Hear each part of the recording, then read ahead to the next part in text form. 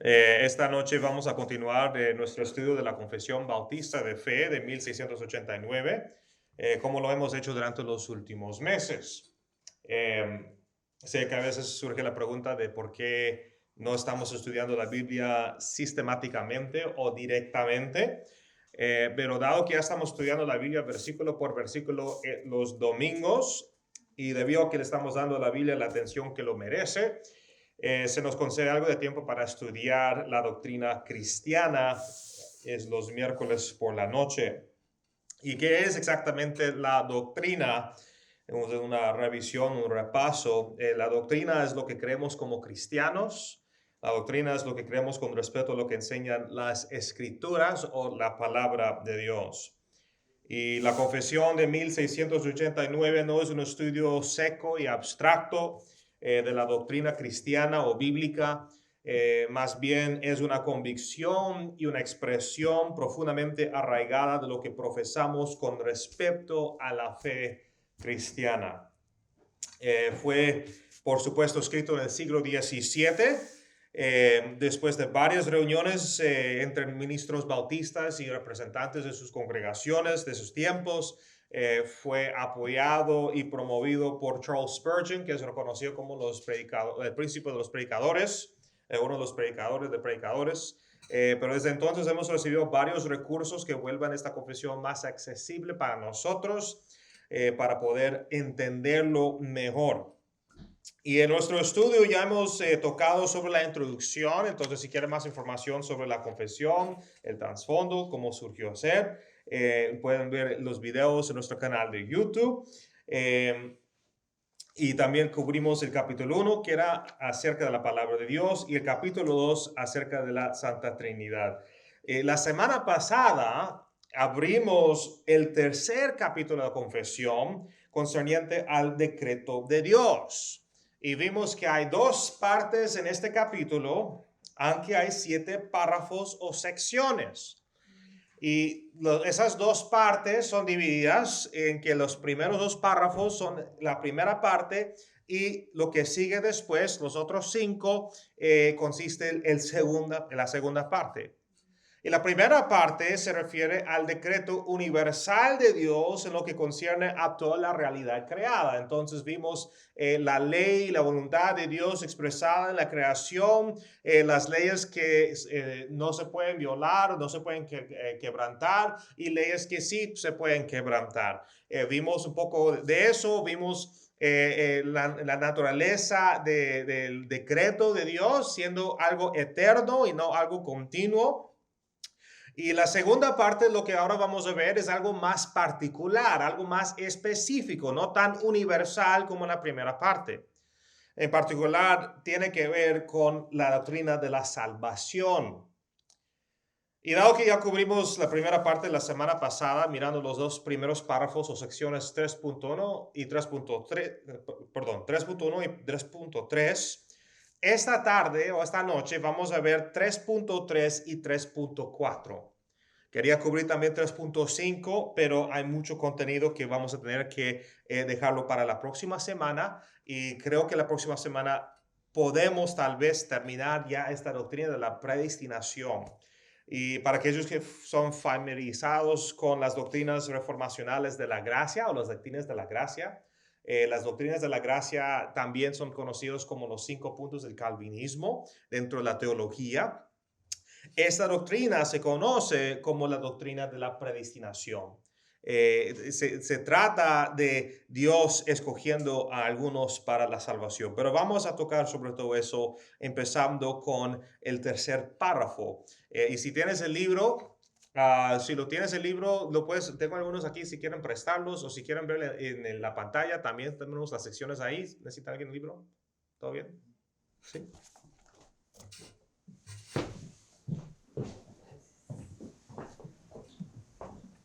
Listo. Y por si acaso quieren quedarse con el libro, solo son $5, eso cubre el costo de la imprenta del libro. Bueno, vamos a estar en la sección 3.3 en tus libros, eso sería página 19. 19, ahí lo primero que está ahí, 3.3, y dice lo siguiente: Por el decreto de Dios para la manifestación de su gloria, algunos hombres y ángeles son predestinados o preordinados para vida eterna por medio de Jesucristo, para alabanza de la gloria de su gracia, y a otros se les deja actuar en su pecado para su justa condenación, para alabanza de la gloria de su justicia. Solo vamos a ver 3.3 por ahora, antes de seguir más adelante y tocar 3.4. Ahora recuerde lo que significa el término aquí, decreto de Dios. Decreto de Dios significa la voluntad o el consejo de Dios. Y no estamos diciendo como si fuera una sugerencia, es como decir la ley de Dios. Tiene poder, se va a cumplir, nada lo puede frustrar o detener. Y el decreto de Dios no es dado continuamente en el transcurso del tiempo. Eso también cubrimos en la semana pasada. Fue establecido antes de la creación de todas las cosas. Es decir, que Dios no está reaccionando a lo que pasa en nuestro mundo como que no sabía lo que iba a pasar o como que sabía lo que iba a pasar, pero no decretaba lo que iba a hacer o lo que iba a suceder hasta que pasaron las cosas. Dios ya sabe que va a pasar, todas las cosas que van a pasar porque ya lo decretó. Su voluntad expresa al universo será cumplido. Por lo tanto, este párrafo dice que fue el decreto de Dios en manera específica ahora, no universal, sino específica, que algunos hombres y ángeles serían predestinados a la vida eterna por medio de Jesucristo.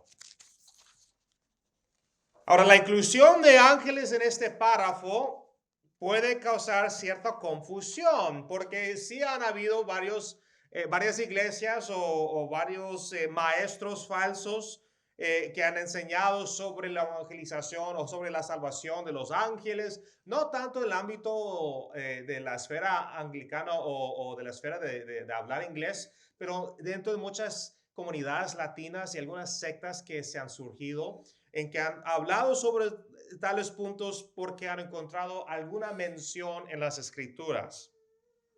Pero voy a tratar de explicar lo que quiere decir este párrafo para tener un entendimiento o comprensión más bíblica. En el primero de Timoteo capítulo 5, versículo 21, el apóstol Pablo escribe lo siguiente. Dice, te encargo, escribiendo a Timoteo, que es como su hijo espiritual, solemnemente en la presencia de Dios y de Cristo Jesús, y aquí está la parte, y de sus ángeles escogidos. Otra palabra que se podría decir es sus ángeles predestinados, que conserves estos principios sin prejuicios, no haciendo nada con espíritu de parcialidad. Entonces, no solamente menciona esto ante la presencia de Dios y de Cristo Jesús, pero también ante la presencia de los ángeles escogidos. Aquí vemos esa mención y queremos entender entonces cómo esto diferencia con el hombre. Bueno, en lo que respecta a la humanidad, lo que dice la confesión es que algunos fueron elegidos por Dios desde antes de la creación del tiempo y espacio para ser salvos en Jesucristo. Fueron escogidos por Dios para ser salvos en Jesucristo. Pero con respecto a los ángeles, no podemos interpretar esto como una referencia a la salvación de los ángeles. No lo podemos interpretar eso de la confesión o del pasaje bíblico que cita la confesión. Porque la escritura no enseña esto. No hay ningún evangelio para los ángeles en la palabra de Dios. Eso es una de las cosas que distingue al hombre de los ángeles. El hombre cayó en pecado, pero Dios proveyó los medios por los cuales el hombre puede ser redimido a través de Jesucristo. Y Dios hace la obra de salvación y la aplica al corazón del hombre. Esto no es, sin embargo, el caso de los ángeles caídos. No vemos esto con los ángeles caídos. Otro nombre que usamos para los ángeles caídos son los demonios.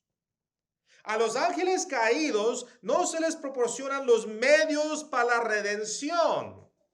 Y en ninguna parte de la palabra de Dios vemos que el evangelio es para los ángeles caídos. Cuando Jesús manda a sus discípulos, no dice que vaya y predica a toda criatura, incluyendo a los ángeles caídos. No, está refiriendo a toda criatura que, en el sentido de todos los que están en el mundo humano, en la sociedad humana. Eso podemos entender cuando vemos en Mateo capítulo 28, versículos 19 a 20.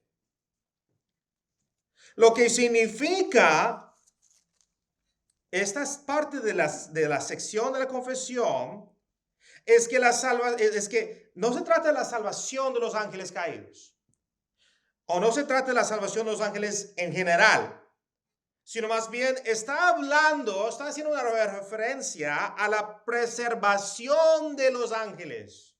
Hay una distinción entre salvación y preservación. En otras palabras, cuando Satanás y un tercio de los ángeles se rebelaron contra Dios y cuando fueron expulsados de los cielos, según Apocalipsis capítulo 12, versículos 3 a 4 y versículo 9, aquellos que no se rebelaron contra Dios fueron aquellos a quienes Dios había elegido o había escogido para ser preservados de la corrupción. Fueron protegidos de Dios, fueron preservados por el poder de Dios. Y habiendo sido preservados de esa corrupción que es tan contagiosa, conocen entonces los ángeles la vida eterna a través de su Cristo, quien es su creador. Porque Cristo fue el que creó todas las cosas, el Padre creó todas las cosas a través de su Hijo, como vemos en capítulo 1 en el Evangelio de Juan. Ahora, Adán y Eva podrían haber conocido la vida eterna a través de su Cristo de esta manera si no hubieran pecado. Pero porque habían pecado, conocerían la vida eterna no solo a través de su Cristo como su creador, como los ángeles, sino también como su redentor. Entonces vemos la distinción. Ahora, ¿cómo demuestra esto la gracia de Dios? Bueno, en primer lugar, porque ninguna criatura, ya sea antes o después de la caída, tiene el derecho de exigir nada de Dios. Especialmente si esa criatura falló tan espectacularmente como lo hizo el hombre. Así que la salvación del hombre y la preservación de los ángeles es un don de Dios, es su favor inmerecido hacia nosotros.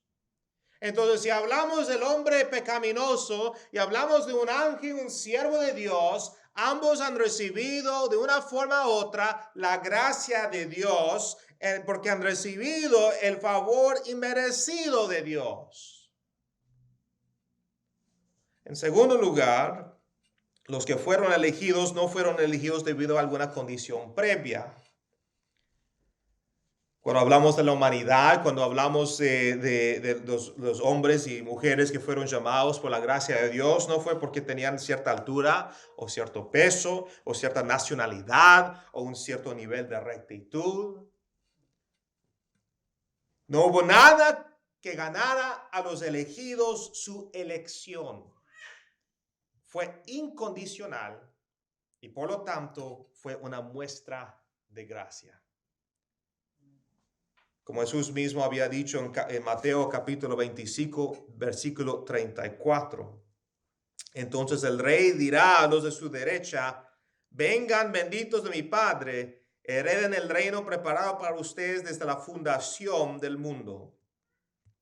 Lo hice preparado por ustedes desde el momento que voy a ser crucificado, o el momento que llegué a esta tierra, o el momento que Dios prometió a Adán la salvación o el Mesías en Génesis capítulo 3, versículo 15. Dice, desde la fundación del mundo, quiere decir, el decreto de Dios fue dado, fue establecido y fue expresado antes de la creación de todas las cosas. Los que fueron elegidos antes de la creación de todas las cosas, no como respuesta a algo que ha pasado en nuestro tiempo presente.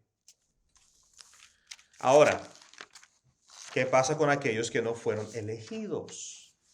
¿Qué pasa con el hombre o la mujer que no fue elegido para ser salvo? Porque esto es una doctrina controversial. Esto es una de las razones por qué esta doctrina no es tan ampliamente enseñada en la iglesia en general. Simplemente porque es difícil para nosotros entender que Dios puede escoger algunos y otros no. Pero la alternativa sería que Dios llama y que la persona mismo tiene poder de decidir sin la ayuda del poder del Espíritu de Dios si quieres seguir a Cristo o no. Pero cuando eso pasa, estamos quitando la soberanía y la autoridad y el poder de Dios y Dios ya no es Dios. Entonces, si somos consistentes con lo que enseña la palabra de Dios, tenemos que afirmar su soberanía y también afirmar la doctrina de la predestinación como está establecido en su palabra. Entonces, ¿qué pasa con el hombre o la mujer que no fue elegido para ser salvo? Es una pregunta que muchos hacen cuando no están de acuerdo con esta doctrina, pero también es una buena pregunta para aquellos que sí están de acuerdo, pero simplemente no entienden la dinámica y cómo funciona todo esto. O también podemos preguntar, o el ángel que no fue elegido para ser preservado, ¿qué pasa en ese caso? ¿Qué pasó? Bueno, aquellos que no fueron elegidos o escogidos, dice aquí que fueron dejados en su pecado. Y estando en pecado, sufrirán las consecuencias por lo que habían sembrado. No dice aquí que Dios les hizo pecar. No dice aquí que Dios les hizo que vayan en el camino errado. No, dice que Dios les dejó. ¿Cómo dice la confesión acá? Dice aquí, a otros se les deja actuar en su pecado para su justa condenación. No dice que a otros se les deja, se les cause actuar en su pecado. Algunos podrían decir que Dios los escogió para juicio y destrucción cuando hablamos los que no fueron elegidos, pero eso no es el caso. En el caso de la salvación del hombre, en el caso de alguien que fue escogido de Dios y la salvación aplicado a su ser, Dios intervino para salvar al hombre de su pecado y del juicio que le espera. Pero en el caso de la perdición del hombre que no es escogido, Dios no intervino y ejercerá su derecho a ejecutar juicio. Dios, siendo Dios, tiene todo el derecho de ofrecer misericordia a algunos y no a otros. Como leemos en Romanos capítulo 9, versículos 22 a 23. ¿Y qué si Dios, aunque dispuesto a demostrar su ira y hacer notorio su poder, soportó con mucha paciencia los vasos de ira preparados para destrucción? Lo hizo para dar a conocer las riquezas de su gloria sobre los vasos de misericordia que de antemano él preparó para gloria. Y Judas, la carta de Judas, versículo 4. Pues algunos hombres se han infiltrado encubiertamente, los cuales desde mucho antes estaban marcados para esta condenación. Impíos que convierten la gracia de nuestro Dios en libertinaje y niegan a nuestro único soberano y Señor Jesucristo. Hace unos 6 años, poco antes de que nació nuestro primer hijo, Matías, me multaron una vez por tener el celular en una mano y conducir con la otra. Estábamos en Toronto. Y el hecho de que estaba ahí en un semáforo en rojo no importaba. Lo que era importante es que violé la ley. La policía estaba ahí escondido y lo vio y recibí una multa. Entonces yo fui a la corte ese mismo mes para declararme culpable, especialmente dado que la policía tenía una cámara y tenía todo grabado. Entonces, ¿qué podía decir? En una parte. La tentación obviamente era que si no tuviera la cámara podía entonces mentir y tratar de salir de ese modo, pero eso tampoco sería honesto delante del Señor. Entonces fui a declararme culpable. Dije, pues no hay ninguna tentación porque ya, no, ¿qué puedo decir? Ya, mis manos están rojas, como así en inglés.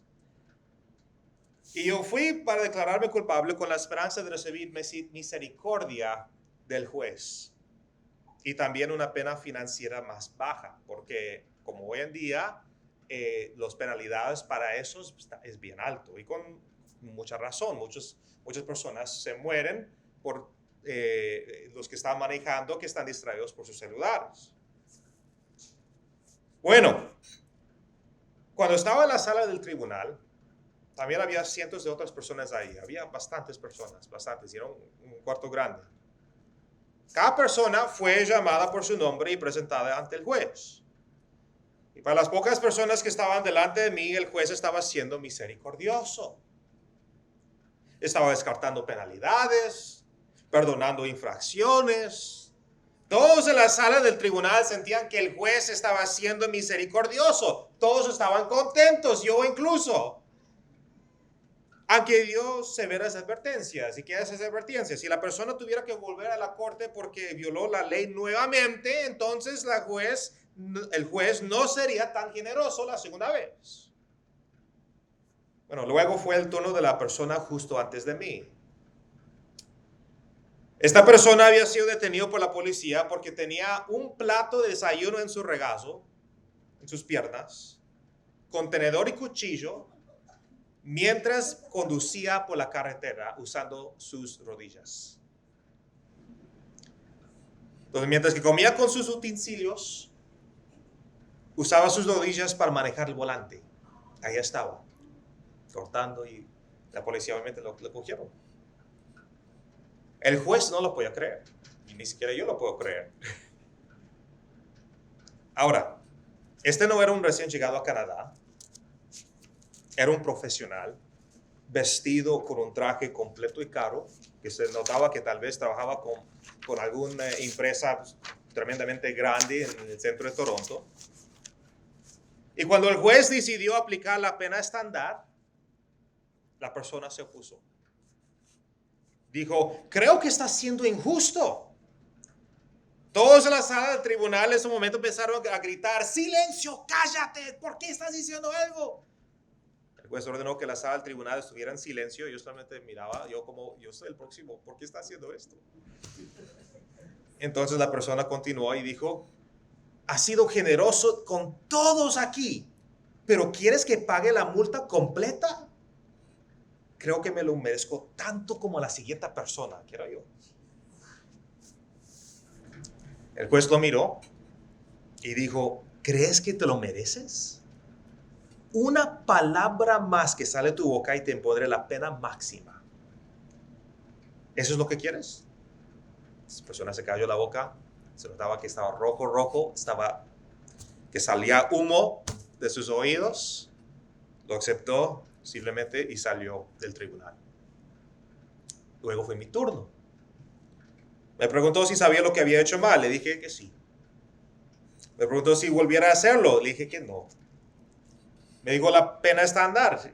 Y sin objeciones, acepté. Dije, sí, está bien. Toca lo que toca. Mis palabras fueron cortas y me sometí a su autoridad. Pensé que la persona delante de mí había reunido mis posibilidades de recibir alguna misericordia del juez. Y unos meses más tarde descubrí que mi multa se había reducido y que mi seguro tenía un impacto mínimo. De hecho, ni siquiera recibí advertencia que mi licencia fue afectada por eso.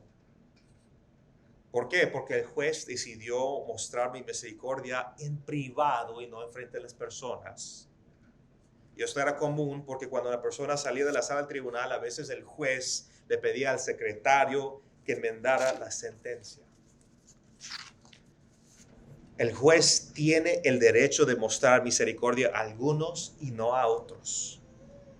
¿Y quiénes somos nosotros para cuestionar a Dios de por qué escogió a unos y no a otros para salvación?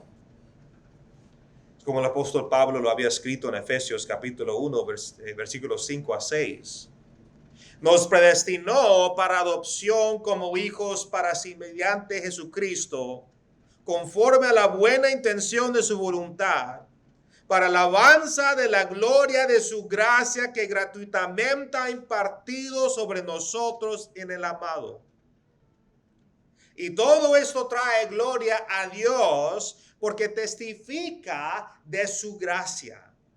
Testifica de su misericordia, testifica de su poder para redimir y para renovar lo que está quebrantado y corrompido. Este es el tercer párrafo del capítulo 3. Y esto nos lleva ahora al párrafo 4, que dice lo siguiente.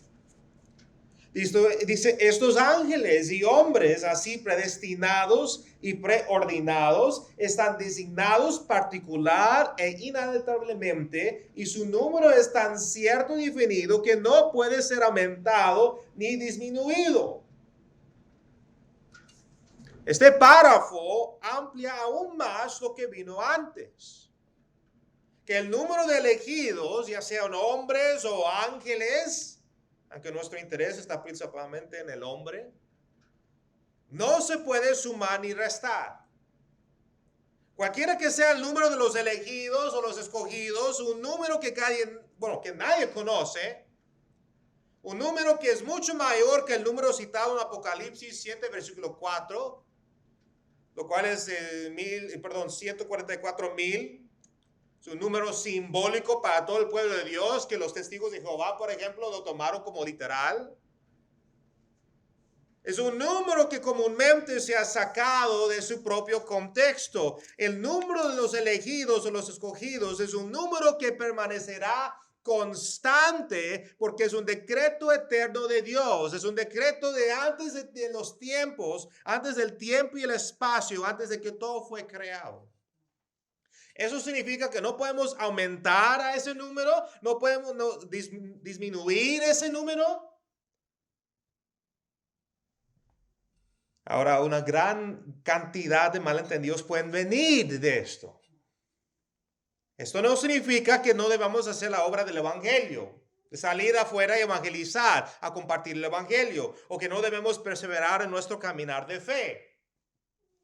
Nosotros no creemos lo que se llama el fatalismo y para eso yo ya hablé eso de la semana pasada, entonces puedes entender un poco más sobre el fatalismo y el concepto de la semana pasada en ese video.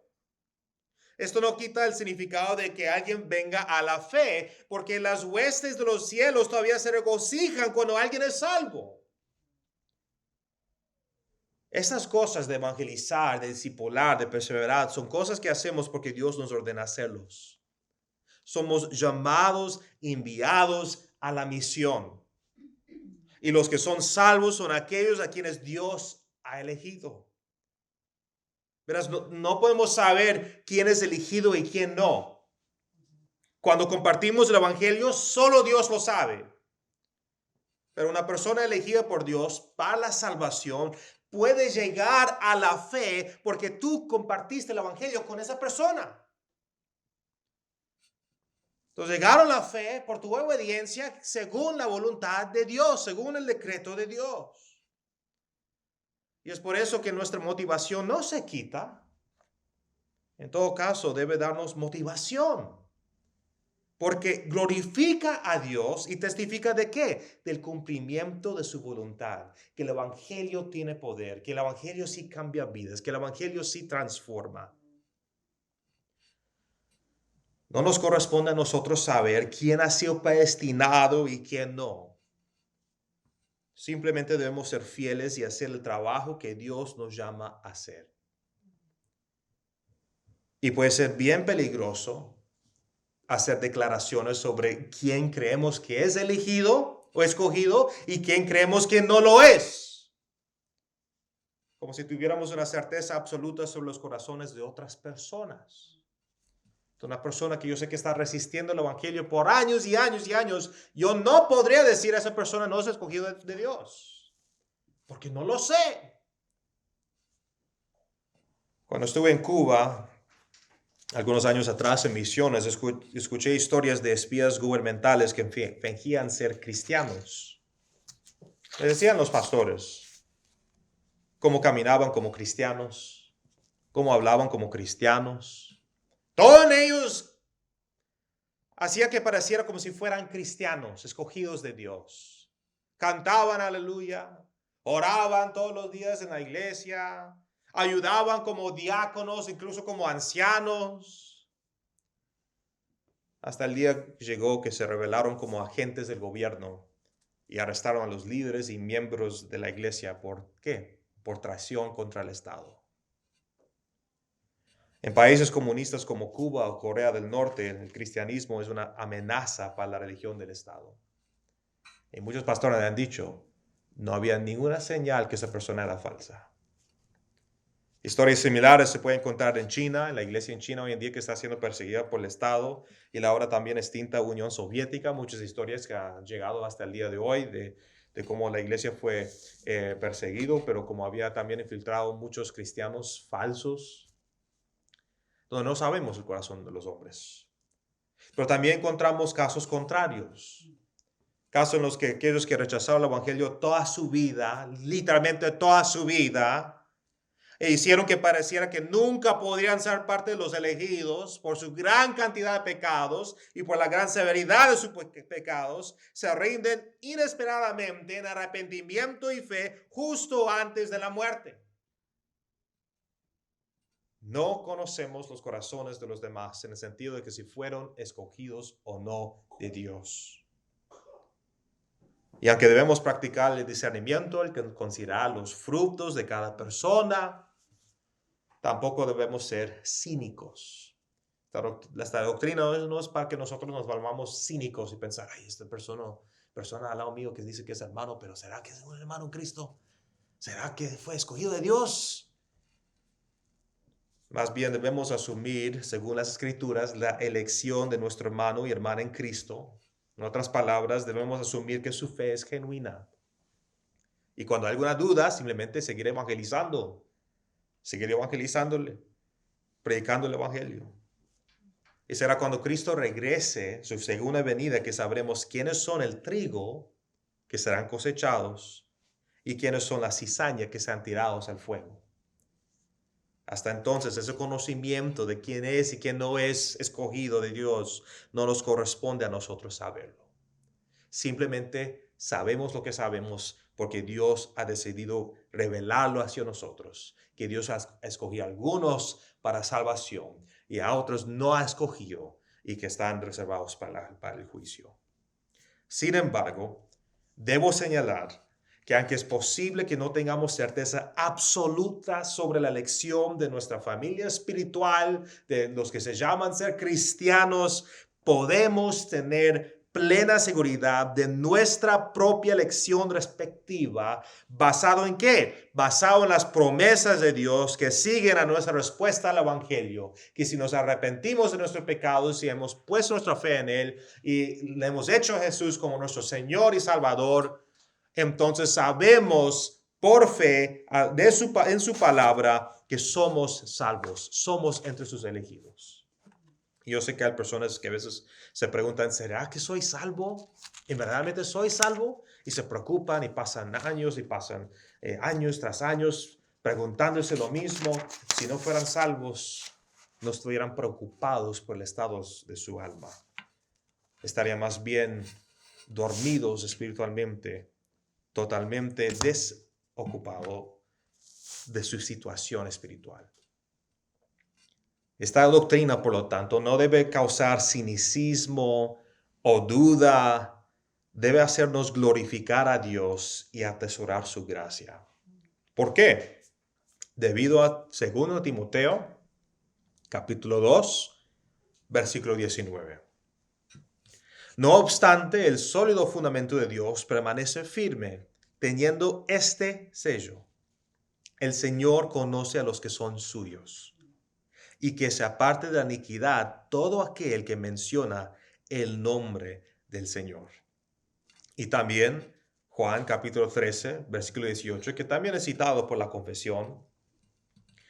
Jesús hablando: no hablo de todos ustedes, hablando de sus discípulos.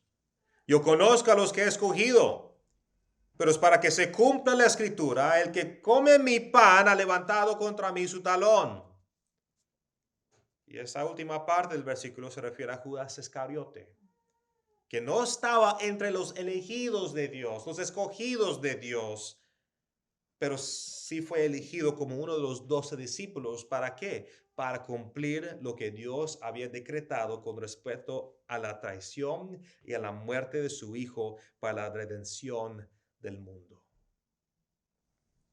Es por eso que en otra parte de los evangelios es llamado hijo del diablo, Judas Iscariote, porque no es entre los elegidos, escogidos de Dios. Y solamente Cristo sabía eso. Solamente Dios sabe eso. Vamos a dejarlo en nuestro estudio ahí por ahora. Yo sé que hay mucho para cubrir todavía. Yo sé que van a haber muchas preguntas que voy a tratar de responderlos. Vamos a continuar la doctrina de la predestinación la próxima semana. Y si hay algo que creo que debe abordarse la próxima semana basado en las preguntas que se hace aquí, voy a asegurarme de incorporarlo. Pero por ahora concluyamos en oración.